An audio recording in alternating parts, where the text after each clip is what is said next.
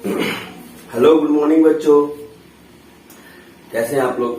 I hope सब अच्छी कर रहे होंगे, पढ़ाई कर रहे होंगे, है ना? पढ़ाई करनी भी चाहिए हम लोगों को, ठीक है। तो आज हम लोग क्या पढ़ाई करने वाले हैं? हम लोग वेक्टर को थोड़ा और आगे लेके जाएंगे। तो थोड़ा सा रिवाइज कर लेंगे हम लोग एंगल बिटवीन टू वेक्टर्स। उसके बाद हम लोग देखेंगे कि अगर किसी वेक्टर को किसी स्केलर के साथ गुना कर दिया जाए तो क्या होता है। फिर उसके बाद हम लोग टाइप्स ऑफ वेक्टर देखेंगे कि नेचर में कितने तरह के वेक्टर होते हैं। तो आज मेनली हम लोग इतना ही बात करेंगे, ठीक है। एक छोटा सा वीडियो बना रहे हैं इस पर। तो चलिए शुरू करते हैं। मैं सत्येंद्र कुमार हम लोगों के प्यारे से चैनल एजुकेशन इंजन पर आप लोग का स्वागत करता हूँ, ठीक है। तो चलिए शुरू करते हैं। तो लास्ट क्लास हम लोगों ने चर्चा की थी कि दो वेक्टर के बीच का एंगल क्या होता है। हमने बताया था कि अगर दो वेक्टर के बीच का एंगल क्या होगा, तो मान लेते हैं वेक्टर ए है और वेक्टर बी है। तो सबसे पहले एंगल बनना कैसे चाहिए? तो दोनों वेक्टर के टेल के कोइंसाइड होने से या दोनों वेक्टर के हेड के कोइंसाइड होने से।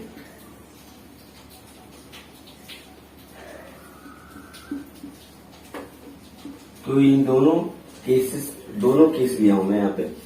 एक इस वाले केस में दोनों वेक्टर का टेल कोइंसाइड कर रहा है यहाँ पे, और इस वाले केस में दोनों वेक्टर का हेड कोइंसाइड कर रहा है, ठीक है।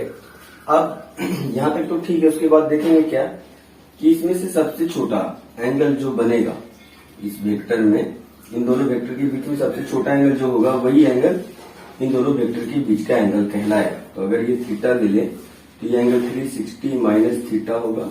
तो ये वाला एंगल दोनों वेक्टर के बीच का एंगल कहलाएगा। वहीं यहाँ पर अगर हम थीटा ले लें यहाँ पर, तो ये और ये एंगल, तो ये एंगल ये 360 माइनस थीटा हो जाएगा। ऑब्वियसली ये एंगल छोटा दिख रहा है 360 माइनस थीटा से, इस वजह से, इसलिए ये वाला एंगल दो वेक्टर यानी वेक्टर ए और वेक्टर बी के बीच का एंगल कहलाएगा। तो एंगल बनाने के लिए एंगल कब कहेंगे? तब कहेंगे जब दोनों वेक्टर एक दूसरे के साथ हेड के साथ कोइंसाइड करता हो या दोनों टेल से कोइंसाइड करता हो, और तब जाके एंगल बनाता हो। और उसमें भी सबसे छोटा एंगल, दो एंगल बनेंगे यहाँ पर, तो जो सबसे छोटा एंगल होगा वही एंगल हम लोग दो वेक्टर के बीच का एंगल लेंगे, ठीक है। क्लियर? तो एक एग्जांपल भी लिया था, उसको फिर से मैं ले रहा हूं। एक रेगुलर हेक्सागन है, ठीक है। ये मान लो वेक्टर ए है, वेक्टर बी है, vector C, vector D, vector E, vector F. इसका हेड इधर, इसका हेड इधर, एक हेड इधर और हेड इधर। तो बच्चों अगर हम बोले कि वेक्टर ए और वेक्टर बी के बीच का एंगल बताओ, तो ऑब्वियसली वेक्टर ए बी का ये टेल वेक्टर ए के हेड से कोइंसाइड कर रहा है, तो ये एंगल नहीं होगा। क्योंकि डेफिनेशन है दो वेक्टर के बीच का एंगल कौन सा एंगल होगा। तो सबसे पहले कंडीशन क्या है कि या तो दोनों वेक्टर का टेल कोइंसाइड करे या दोनों वेक्टर का हेड कोइंसाइड करे। तो यहाँ पर ऐसा कुछ नहीं हो रहा है। इसका हेड, इसका टेल इसके हेड से कोइंसाइड कर रहा है, यानी वेक्टर बी का टेल वेक्टर ए के हेड से कोइंसाइड कर रहा है। करना क्या चाहिए था? वेक्टर ए का टेल इस वेक्टर बी के टेल से कोइंसाइड करना चाहिए था, या वेक्टर बी का हेड वेक्टर ए के हेड से कोइंसाइड करना चाहिए था। तो इस केस में क्या करते हैं हम लोग? वेक्टर को पैरेलली डिस्प्लेस करते हैं। एक बच्चों एक बात ध्यान रखना है, नोट करके लिख लो कि अगर if a vector is parallelly displaced then vector will not change। तो वेक्टर बदलता नहीं वेक्टर का मैग्नीट्यूड बदलता है, नहीं वेक्टर का डायरेक्शन बदलता है, इसलिए हम बोलते हैं वेक्टर नहीं बदलता है। तो अगर हम इसको पैरेलली डिस्प्लेस करें, इसके लिए इस वेक्टर को पैरेलली डिस्प्लेस करके यहां पर लेके आए, और मान लो वेक्टर ए का टेल कोइंसाइड कर रहा हूं यहां पर, ये वेक्टर ए। तो अब ये जो एंगल बनेगा यही एंगल क्या होगा? इन दोनों वेक्टर ए और वेक्टर बी के बीच का एंगल होगा। अच्छा, थीटा क्या होना चाहिए? एंगल क्या होगा? तो theta always less than equal to 0 degree से 180 डिग्री ही होगा, है ना। जो एंगल होगा वो 0 से लेकर के 180 डिग्री के बीच में होगा। या तो 0 हो सकता है, 180 भी हो सकता है, या इसके बीच में कोई भी वैल्यू हो सकता है। ठीक है, तो यहाँ पर क्या होगा, अगर मान लो ये 120 डिग्री होगा तो ये 60 डिग्री होगा, तो वेक्टर ए और वेक्टर बी के बीच का एंगल क्या होगा, 60 डिग्री होगा। यहाँ थीटा क्या हो जाएगा, 60 डिग्री। ठीक है, तो ऐसा हम बी और सी के बीच में भी निकाल सकते हैं, है ना। तो ये एंगल भी क्या होगा, 120 डिग्री होगा। तो ये एंगल फिर से 60 डिग्री हो जाएगा, वेक्टर सी हो जाएगा। फिर सी और डी के बीच में निकालना है, तो इसको थोड़ा सा पैरेलली डिस्प्लेस करो आगे की तरफ, तो वेक्टर सी का टेल यहाँ कोइंसाइड कर जाएगा, वेक्टर डी का टेल यहाँ कोइंसाइड कर रहा है, तो फिर से ये एंगल कितना हो जाएगा, 60 डिग्री। ये एंगल बच्चों 120 डिग्री होगा। ठीक है, इस तरह से हम दो वेक्टर के बीच का एंगल निकाल लेंगे, जो कि हमने लास्ट क्लास में भी इस पर डिस्कशन किया था, है ना।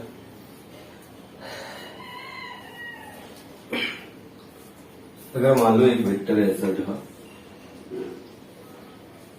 हेड के केस में देख लेते हैं, ऐसा ले लेते हैं। ठीक, मान लो ये एंगल 60 डिग्री रहा, ये 30 डिग्री रहा। ठीक है, 30 डिग्री। मान लो वेक्टर सी है, ये वेक्टर डी, तो सी और डी के बीच का एंगल क्या होगा, ऑब्वियसली एंगल नहीं होगा, क्योंकि इसका हेड इसके टेल से कोइंसाइड करता है। तो वेक्टर डी को ऊपर लेके आओ, पैरेलली डिस्प्लेस करो थोड़ा, तो वेक्टर डी का क्या हो जाएगा, हेड मिलना शुरू हो जाएगा वेक्टर सी के साथ। तो ये वाला एंगल ही क्या होगा, ये वाला ही एंगल सी और डी के बीच का एंगल होगा। तो ये 30 डिग्री है, तो कितना हो जाएगा, 150 डिग्री। 180 में से 30 माइनस कर दो, 150 डिग्री आ जाएगा। ठीक है, तो यहाँ 150 डिग्री सी और डी के बीच का एंगल होगा। तो आई होप इन दो एग्जाम्पल से आपका क्लियर हो गया होगा दो वेक्टर के बीच का एंगल कैसे हम लोग लेते हैं। ठीक है, और हमेशा ध्यान रखना है कि किसी भी वेक्टर को अगर पैरेलली डिस्प्लेस किया जाए तो वेक्टर नहीं बदलता है।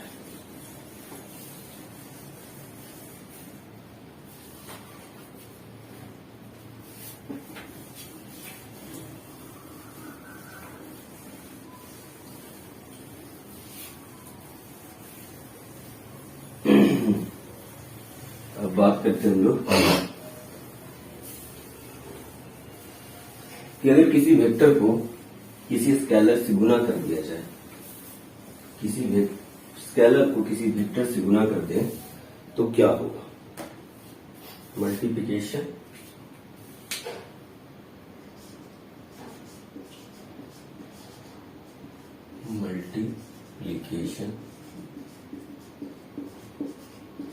of a vector with scalar.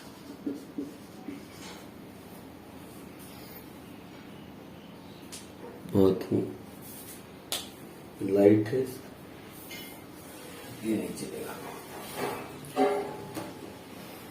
तो मल्टीप्लिकेशन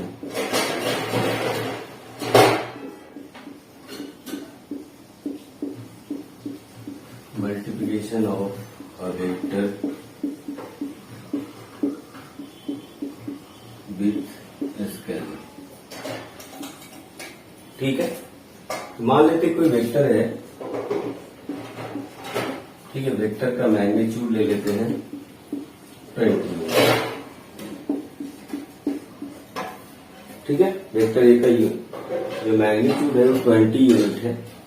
अब हम एक स्केलर ले लेते हैं ए, ये मान लेते हैं 4, है ना। अगर हमको बोले ए, सॉरी स्केलर है, स्केलर से वेक्टर ए का गुना कर देते, ए इंटू ए, ये क्या होगा, तो अगर हम 4 टाइम्स इसको गुना कर दे वेक्टर ए, 4a हो जाएगा, है ना, 4a। मैग्नीट्यूड इसका 20 है, तो इसका नया जो वेक्टर यानी कि अभी एक सी वेक्टर बन जाएगा। वेक्टर सी क्या है, ए वेक्टर। सी वेक्टर क्यों हो गया, क्योंकि अब मैग्नीट्यूड इसका बदल जाएगा। अब मैग्नीट्यूड 4 टाइम्स हो जाएगा, 20 इंटू 4.80 हो जाएगा। लेकिन वेक्टर सी का जो डायरेक्शन है किधर होगा, मैग्नीट्यूड बदल गया, मैग्नीट्यूड इस वेक्टर का आ गया, वेक्टर सी का जो मैग्नीट्यूड है। अच्छा, मॉड से हम लोग मैग्नीट्यूड को रिप्रेजेंट करते हैं। ध्यान रखना है मॉड से हम लोग मैग्नीट्यूड को रिप्रेजेंट करते हैं। अगर किसी वेक्टर के ऊपर मान लो मॉड लगा दें हम, vector A, vector B, mod vector B, तो ये मैग्नीट्यूड को रिप्रेजेंट करेगा। मैग्नीट्यूड क्या होता है? जिसका परिणाम है, परिमाण है जिसको बोलते हैं, जैसे यहाँ 20 यूनिट, इसका वैल्यू क्या है? 20 यूनिट। तो किसी भी वेक्टर का जो वैल्यू है इसको हम लोग मैग्नीट्यूड बोलते हैं। तो यहाँ पर ऑब्वियसली इसका जो मैग्नीट्यूड है बढ़ जाएगा ना 4 टाइम्स। यहाँ 20 यूनिट है और 4 से गुना कर दिए, 20 और 80 है। इसका सी का अगर मॉड निकाले तो क्या हो जाएगा? 4 इंटू 20, 80 यूनिट। तो जो वेक्टर सी है उसका यूनिट मतलब कि मैग्नीट्यूड 80 यूनिट हो गया, और सिर्फ अकेला वेक्टर ए का मैग्नीट्यूड कितना है? 20 यूनिट। तो इसका मैग्नीट्यूड बढ़ गया ना, तो देखो वेक्टर बदल जाएगा कब? या तो उसका मैग्नीट्यूड बदल जाए, या तो डायरेक्शन बदल जाए, या दोनों बदल जाए। इन 3 केस में वेक्टर बदल जाता है। तो ऑब्वियसली इस वेक्टर सी वेक्टर ए तो है नहीं, है ना? यानी वेक्टर सी वेक्टर ए से अलग है, मतलब ये बदल गया। वेक्टर सी वेक्टर ए बराबर नहीं होगा। वेक्टर सी यहाँ क्या हो जाएगा? बड़ा होगा वेक्टर ए से, क्योंकि मैग्नीट्यूड ज्यादा है। अब तो वेक्टर सी का मैग्नीट्यूड आ गया 80। अब डायरेक्शन की बात करें, अगर ये वेक्टर सी वेक्टर है, अगर सी को वेक्टर बोल रहे हैं तो मैग्नीट्यूड 80 यूनिट हो गया। डायरेक्शन भी होना चाहिए इसका, तो डायरेक्शन किधर होगा? तो देखो, तो डायरेक्शन चेंज करेगा या नहीं करेगा? डायरेक्शन कब चेंज करता है? जब डायरेक्शन चेंज हो जाए वेक्टर सी का। कैसे? अगर मान लो ए अगर पॉजिटिव है, ए क्या है? पॉजिटिव, तो इसके मैग्नीट्यूड ए से जब गुना होगा वेक्टर ए में, तो मैं सिर्फ इसका मैग्नीट्यूड बढ़ेगा, लेकिन डायरेक्शन किधर होगा? सी का। तो डायरेक्शन जो होगा सी का वो ए के लॉन्ग होगा, वेक्टर ए के लॉन्ग। डायरेक्शन यहाँ पर direction of vector C is along to vector A. जैसे समझो, मान लो ग्राफिकली अगर हम रिप्रेजेंट करें तो वेक्टर ए मान लो ये था, कुछ 30 डिग्री बना रहा होगा वेक्टर ए। अब हम इसमें 4 से मल्टीप्लाई करें तो ये वेक्टर बस क्या होगा? 4 गुना बढ़ जाएगा। 1, 3, 4, यानी वेक्टर अब सी वेक्टर ये बन जाएगा। ये यहां तक वेक्टर ए है और ये पूरा लेंथ वेक्टर सी हो गया। तो बताओ, बस हम इसको खींच दिए 4 गुना, तो क्या इसका डायरेक्शन बदलेगा? डायरेक्शन नहीं बदलेगा। क्या बदलेगा? सिर्फ इसका मैग्नीट्यूड बदलेगा, डायरेक्शन अभी भी यही रहेगा जो अभी बना रहा है। तो यानी यहाँ पर अगर ए पॉजिटिव रहा, स्केलर अगर आपका पॉजिटिव है, तो मैग्नीट्यूड बदलेगा, डायरेक्शन नहीं बदलेगा। अगर मान लेते ए नेगेटिव ले लें, ये मान लो -3 ले लें, ठीक है। अब वेक्टर सी जो नया वेक्टर होगा, अगर ए को हम ए से मल्टीप्लाई कर दें, ठीक है, तो सी क्या हो जाएगा? नया वेक्टर मिलेगा। क्यों? अब वेक्टर बदल जाएगा, वेक्टर ए नहीं रहेगा, वेक्टर सी बन जाएगा, क्योंकि इसका मैग्नीट्यूड बदल गया है। तो साथ साथ यहाँ पर अगर हम a बराबर -3 ले रखे हैं, तो -3 से अगर हम गुना कर दें तो -3 यानी क्या बोल रहा है? वेक्टर सी जो है वेक्टर ए से 3 गुना ज्यादा है ना? मॉड लगाओ तो वहां पता चलेगा कि वेक्टर सी का मैग्नीट्यूड वेक्टर ए से 3 गुना ज्यादा है। लेकिन यहाँ पर देखो, माइनस का मतलब क्या हुआ? अब ये नेगेटिव वेक्टर हो गया। वेक्टर सी क्या हो गया? वेक्टर ए का नेगेटिव वेक्टर, मतलब इसका डायरेक्शन देखिए तो अगर वेक्टर ये है तो -3 ए वेक्टर किधर होगा? तो जस्ट इसके अपोजिट, और कितना? इससे 3 गुना बड़ा, 3 रहेगा -3 वेक्टर ए। तो क्या अब ये वेक्टर बदल गया? हाँ, मैग्नीट्यूड तो बदला, उसके कारण भी वेक्टर बदला, और साथ ही साथ इसका डायरेक्शन चेंज हो जाने के कारण भी ये वेक्टर बदल गया, है ना? तो अब ये totally vector C is different from vector A in both respect, दोनों रिस्पेक्ट में, मैग्नीट्यूड के रिस्पेक्ट में एज वेल एज डायरेक्शन के रिस्पेक्ट में। तो मैग्नीट्यूड इसका 3 टाइम्स हो गया, और डायरेक्शन वेक्टर ए के अपोजिट हो गया, नेगेटिव वेक्टर बन गया। अभी हम लोग डिस्कस करेंगे नेगेटिव वेक्टर के बारे में। तो ये वेक्टर ए के जस्ट अपोजिट है -3 ये वेक्टर भी, जो कि वेक्टर सी, जिसको हम वेक्टर सी बोल रहे हैं। तो बच्चों यहाँ पर ध्यान रखना है कि अगर हम किसी वेक्टर को किसी स्केलर से गुना कर रहे हैं तो क्या होगा, एक तो उसका मैग्नीट्यूड बदल जाएगा, है ना। मैग्नीट्यूड बदलेगा कब, जब जो स्केलर है एक से बड़ा होना चाहिए, एक नहीं होना चाहिए। अगर ए बराबर 1 हो गया, यहाँ पर अगर ए बराबर 1 हो गया तो क्या मैग्नीट्यूड बदलेगा? नहीं बदलेगा। 20 इंटू 1 20 ही रह जाएगा। तो ए 1 नहीं होना चाहिए पहले, तभी तो ये वेक्टर बदलेगा, मैग्नीट्यूड बदलेगा तो वेक्टर बदलेगा। ठीक है। दूसरा, ए अगर पॉजिटिव है तो वेक्टर का डायरेक्शन किधर होगा, तो अलोंग वेक्टर ए होगा। अगर ए नेगेटिव रहा, है ना, और एक से बड़ा रहा तो डायरेक्शन इसका बदल जाएगा, नेगेटिव वेक्टर हो जाएगा, अपोजिट हो जाएगा वेक्टर ए का। तो डायरेक्शन ऑफ सी यहाँ पर क्या है, direction of vector C is opposite हो गया, opposite to vector A, vector A के अपोजिट हो जाएगा, है। तो इस तरह से किसी भी स्केलर को अगर वेक्टर से गुना कर दें तो वेक्टर बदल जाता है, जो ओरिजिनल वेक्टर है वो बदल जाता है, चेंज हो जाएगा। या तो मैग्नीट्यूड चेंज होने के कारण हो जाएगा या डायरेक्शन चेंज होने के कारण। अच्छा, यहाँ पर ए अगर -1 भी रहता, 1 नहीं रह करके अगर -1 रहेगा तब भी वेक्टर बदल जाएगा। कैसे? मैग्नीट्यूड तो सेम रहेगा इसका, -1 से गुना कर देंगे वेक्टर ए में तो मैग्नीट्यूड वही 20 यूनिट होगा, लेकिन डायरेक्शन अपोजिट हो जाएगा वेक्टर ए का। तो उस केस में भी वेक्टर बदल जाएगा, उसको हम बोलते हैं नेगेटिव वेक्टर। अभी हम लोग टाइप्स ऑफ वेक्टर देखेंगे। तो ध्यान रखना है कि अगर किसी वेक्टर को स्केलर से गुना कर रहे हैं तो वेक्टर बदल जाएगा, बिकॉज ऑफ उसका मैग्नीट्यूड बदल जाएगा, डायरेक्शन बदल जाएगा, या दोनों बदलने के कारण उसका क्या हो जाएगा, वेक्टर चेंज हो जाएगा। तो वेक्टर चेंज हो सकता है अगर हम उसमें किसी स्केलर से गुना करते हो, और स्केलर से गुना करने के बाद हो सकता है उसका डायरेक्शन बदल जाए या सिर्फ उसका मैग्नीट्यूड बदले। तो अगर ए पॉजिटिव रहा तो डायरेक्शन सेम रहेगा, मैग्नीट्यूड बदल जाएगा। कब? अगर ए बड़ा रहा 1 से तब। अगर नेगेटिव रहा तो भी वेक्टर बदल जाएगा, क्योंकि डायरेक्शन जस्ट इसके अपोजिट हो जाएगा, है ना, ये नेगेटिव वेक्टर बन जाता है। अगर ए बराबर -1 रहा तो देखिए, अगर ये -1 से कुछ और रहा, -2, -3, -4 रहा, तो इस तरह से वेक्टर सी का डायरेक्शन तो बदल ही रहा है, वेक्टर ए का सी का डायरेक्शन बदल ही रहा है, साथ ही साथ मैग्नीट्यूड भी बदल रहा है। अब 3 टाइम्स 3 से गुना करने से वेक्टर 3 गुना बड़ा हो गया, बस डायरेक्शन अपोजिट हो गया। तो आई होप आपको multiplication of vector with scalar clear हो गया होगा। अब हम लोग चलते हैं टाइप्स ऑफ वेक्टर की तरफ। टाइप्स ऑफ वेक्टर, टाइप कितने तरह का वेक्टर हो सकता है, तो लगभग 8 से 9 वेक्टर हम लोग देखेंगे। पहला वेक्टर है यूनिट वेक्टर।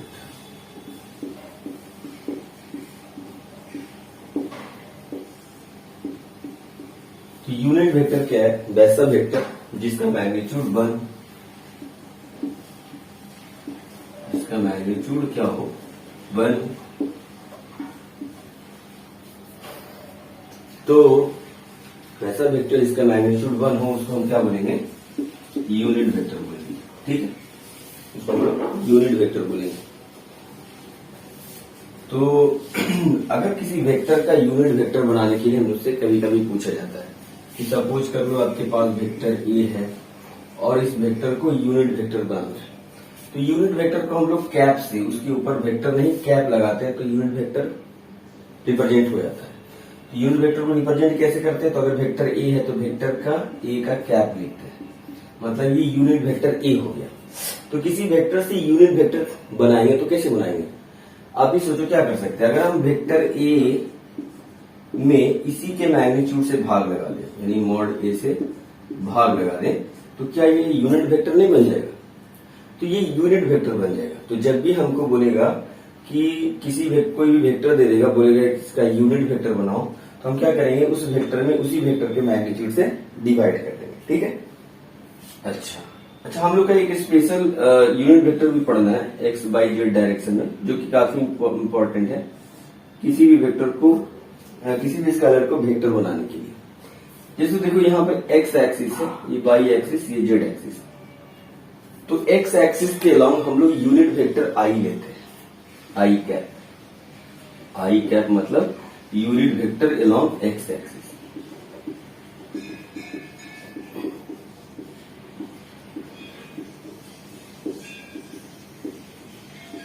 तो आई कैप मतलब यूनिट वेक्टर, मतलब इसका मैग्नीट्यूड 1 है, मतलब 1 यूनिट है।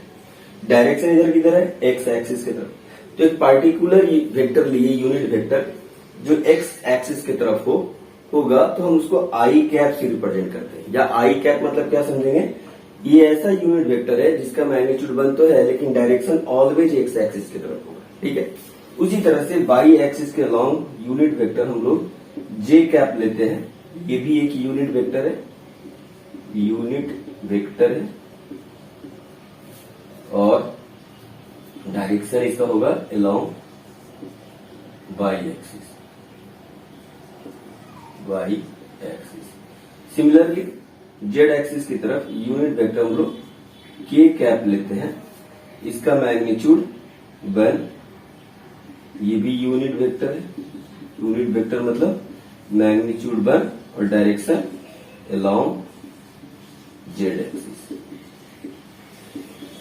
ठीक है, तो इसको हमेशा याद रखेंगे कि अगर हमको एक्स एक्सिस की तरफ कोई यूनिट वेक्टर लेने बोले तो हम आई कैप लेंगे, अगर जेड एक्सिस की तरफ यूनिट वेक्टर लेने बोले तो हम के कैप लेंगे, और अगर हमको वाई एक्सिस की तरफ यूनिट वेक्टर लेने बोले तो हम जे कैप लेंगे। ठीक है, इसका मतलब होगा, इसका मैग्नीट्यूड 1 होगा और अपना अपना मतलब है, डायरेक्शन अपना अपना है। जैसे आई का अलोंग एक्स एक्सिस, वाई का जे का अलोंग वाई एक्सिस, और के का अलोंग जेड एक्सिस।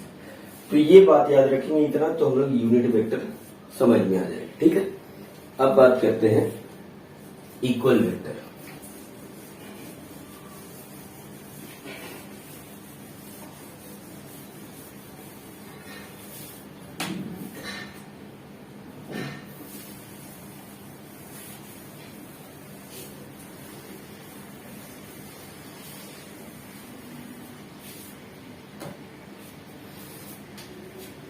दूसरा है इक्वल वेक्टर।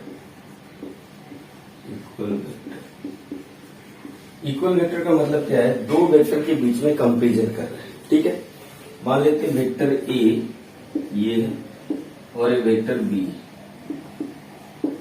ये वेक्टर ए और बी हर रिस्पेक्ट में बराबर कब होगा, तो वेक्टर में दो क्वालिटी होता है, एक मैग्नीट्यूड एक डायरेक्शन। तो ये दोनों वेक्टर तभी बराबर होंगे जब इनका मैग्नीट्यूड बराबर हो और डायरेक्शन सेम हो। यानी ए एंड बी और टू वेक्टर्स कब, जब इनका मैग्नीट्यूड बराबर हो, यानी मॉड ए बराबर मॉड बी हो जाए और डायरेक्शन भी दोनों का सेम होना चाहिए।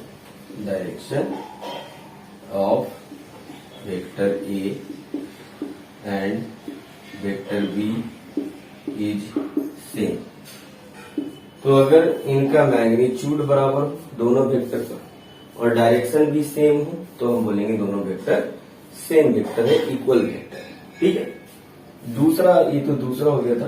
तीसरा नंबर क्या है, तीसरा है parallel vector.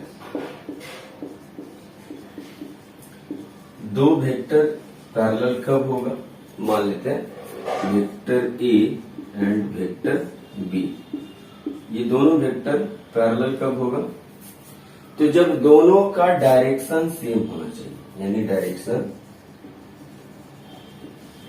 Of vector A and vector B is same. तुम पूछोगे सर मैग्नीट्यूड क्या बराबर होना चाहिए, नहीं, कोई जरूरी नहीं, बराबर हो भी सकता है, नहीं भी हो सकता है। अगर इसका मैग्नीट्यूड बराबर हो गया तो इक्वल वेक्टर हो जाएगा, अगर नहीं हुआ तो पैरेलल वेक्टर होगा। यानी बोल सकते इक्वल वेक्टर पैरेलल वेक्टर है, लेकिन पैरेलल वेक्टर इक्वल वेक्टर हो भी सकता है और नहीं भी हो सकता है। यानी equal vector always parallel vector होगा। इक्वल वेक्टर क्या होगा, equal vector is always parallel vector, but parallel vector may be equal vector.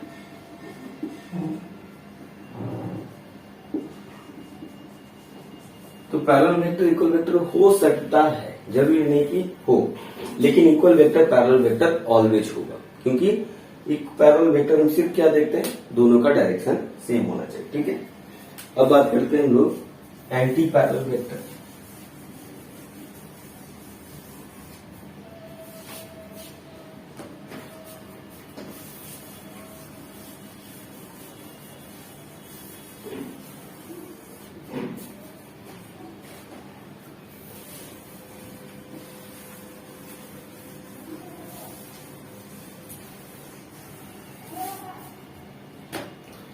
अब एंटी पैरेलल देखते बच्चों, क्या है एंटी पैरेलल?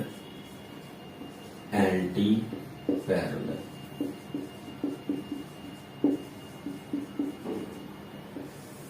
इसको कभी कभी हम लोग अपोजिट वेक्टर भी बोलते हैं। ठीक है, एंटी पैरेलल मतलब पैरेलल का उल्टा, तो यानी दो वेक्टर एंटी पैरेलल कब होगा? मान लो वेक्टर ए है और वेक्टर बी हम इधर ले लेते हैं, तो ये दोनों वेक्टर एंटी पैरेलल तभी होंगे जब इनका डायरेक्शन क्या हो, अपोजिट हो, है ना।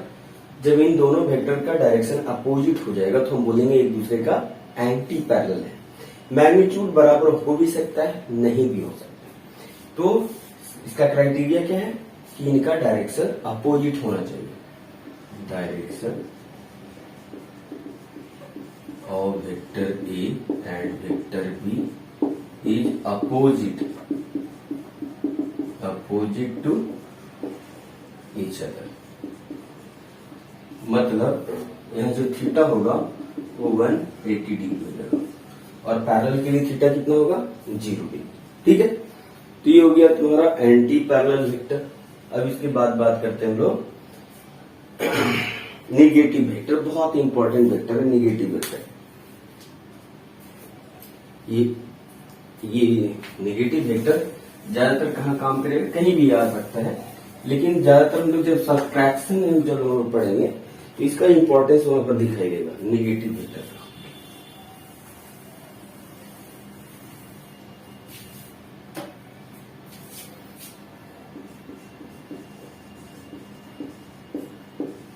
नेगेटिव वेक्टर, तो नेगेटिव वेक्टर किसी वेक्टर का नेगेटिव वेक्टर होता है। मान लो कि ऐसा कोई वेक्टर ए है, तो ए का नेगेटिव वेक्टर क्या होगा, हाँ? तो ए का नेगेटिव वेक्टर क्या होगा, ए के बराबर ही ए के जस्ट अपोजिट एक वेक्टर लेंगे जिसका मैग्नीट्यूड ए के बराबर होगा, लेकिन डायरेक्शन इससे जस्ट अपोजिट, मतलब थीटा यहाँ पर 180 डिग्री हो जाएगा।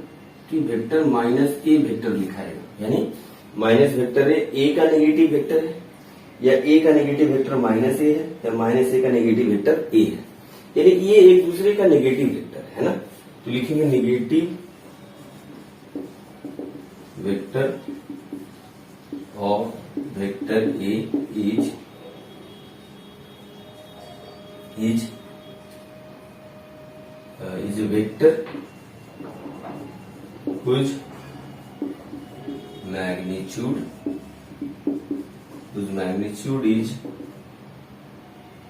is equal to vector A, but direction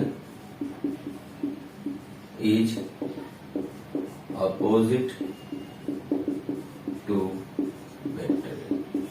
तो किसी वेक्टर का भी अगर नेगेटिव वेक्टर बोले बनाओ तो बना सकते हैं, है ना, बना सकते हैं। मान लो कि वेक्टर ऐसा ये है, ये वाला वेक्टर मान लो वेक्टर बी है, इसका नेगेटिव वेक्टर क्या होगा, तो इसके जस्ट यहां से इतना ही लेंथ का दूसरा वेक्टर बी बनाएंगे और डायरेक्शन इसका अपोजिट हो जाएगा, जैसे इसके अपोजिट है ना, 180 से घूम गया ये, इसका डायरेक्शन क्या हो गया, इसके जस्ट अपोजिट हो गया, तो ये बन गया आपका नेगेटिव वेक्टर बी। अगर कोई वेक्टर ऐसा खींच दिया, वेक्टर सी मान लेते हैं, इसका नेगेटिव वेक्टर क्या है, तो यहीं से इस पॉइंट से इसके टेल से एक वेक्टर सी खींचेंगे यहाँ पर, जिसका लेंथ इसके लेंथ के बराबर होगा और बस थीटा क्या हो जाएगा 180 डिग्री, तो ये वेक्टर सी बन जाएगा। तो ये आपस में एक दूसरे का नेगेटिव वेक्टर है। अगर इसका नेगेटिव ले तो ये आ जाएगा, इसका नेगेटिव लो तो ये आ जाएगा, तो आपस में एक दूसरे का ये नेगेटिव वेक्टर है। ठीक है, वेरी इंपॉर्टेंट वेक्टर है, जिसको ध्यान से देखना है, समझना है इसको। ठीक है, अब बात करते हैं हम लोग कोप्लानर वेक्टर का भी बहुत इंपॉर्टेंट वेक्टर है। ये टर्म्स जब आएंगे तो ये पता होना चाहिए कि कोप्लानर किसको कहते हैं। Coplanar vector. तो अगर हम इस बोर्ड में ढेर सारा वेक्टर खींच दे तो सभी क्या होगा, कोप्लानर वेक्टर होगा। तो मतलब क्या होगा, वैसा वेक्टर जो एक ही प्लेन में लाई करता हो। तो यहाँ ABCD 5 वेक्टर है, पांचों एक ही प्लेन में लाई कर रहा है, मतलब इस बोर्ड के प्लेन में। तो ये कैसा वेक्टर हो जाएगा, कोप्लानर वेक्टर हो जाएगा।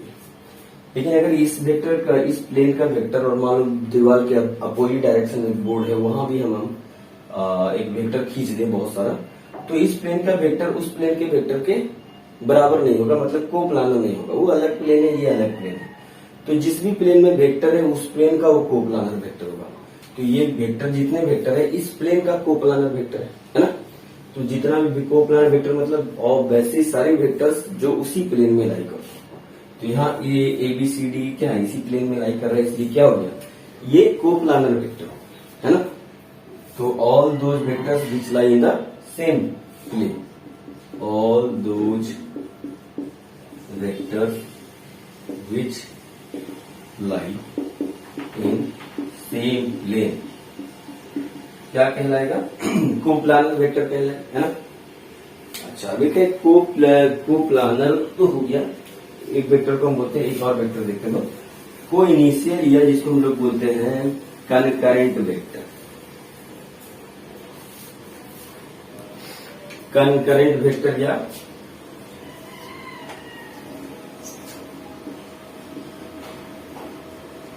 कनकरेंट या को इनिशियल वेक्टर।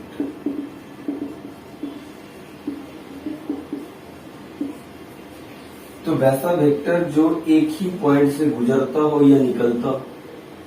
जैसे देखो, ये एक ही पॉइंट से ओरिजिनेट हो रहा है। मान लो वेक्टर A है, वेक्टर B है, वेक्टर C है, ये वेक्टर D है, वेक्टर E है। तो सभी एक ही पॉइंट से निकल रहा है, पॉइंट O से। इसलिए हम बोलेंगे ये जो ABCD वेक्टर है वो कैसा वेक्टर है, को इनिशियल वेक्टर है या कनकरेंट वेक्टर है। ठीक है, इसको हम लोग कनकरेंट वेक्टर बोलेंगे। तो all those vector which initiate या originate from same point, all those vectors which originate from same point क्या कहलाएगा, कनकरेंट या कोइनिशियल वेक्टर। अब एक लास्ट वेक्टर देखेंगे हम लोग, ऑर्थोगोनल वेक्टर।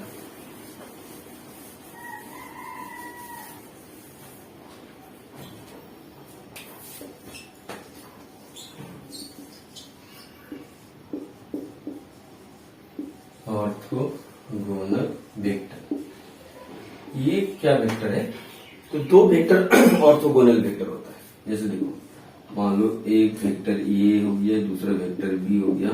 ये दोनों ऑर्थोगोनल कब कहलाएंगे, जब दोनों एक दूसरे से 90 डिग्री से इंक्लाइन, मतलब दोनों के बीच में एंगल कितना होना चाहिए, 90 डिग्री। यानी कि वेक्टर A को वेक्टर B के क्या होना चाहिए, तो परपेंडिकुलर होना चाहिए, या वेक्टर B को A के परपेंडिकुलर होना चाहिए, या आपस में एक दूसरे पर परपेंडिकुलर होना चाहिए। सारी बातें सेम है।